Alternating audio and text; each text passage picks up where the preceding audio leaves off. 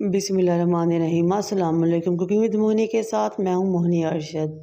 आपके मैदे में गर्मी हो, जिगर में गर्मी हो, जिसकी वजह से आपके चेहरे पर या जिस्म पे दाने निकल आए या गर्मी में गर्मी दाने निकल आए, तो इसका बहुत ही आसान और एक बहुत ही मौसम नुस्खा लेकर आई हूँ।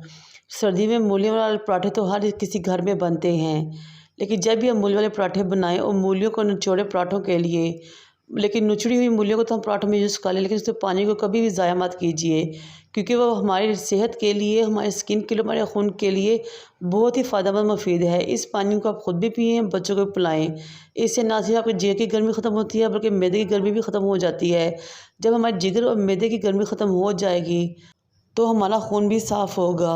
और इसकी तसीर इसको ठंडी है कि हमारे खून का साफ़ होने के साथ साथ हमारी स्किन दाग धब्बों रैशेज या जलन से महफूज हो जाएगी और गर्मी में हमारी जिस्म पे गर्मी दाने नहीं निकलेंगे। इसलिए इस पानी को ज़ाया मत कीजिए, बल्कि ख़ुद भी पीजिए और बच्चों को पिलाइए।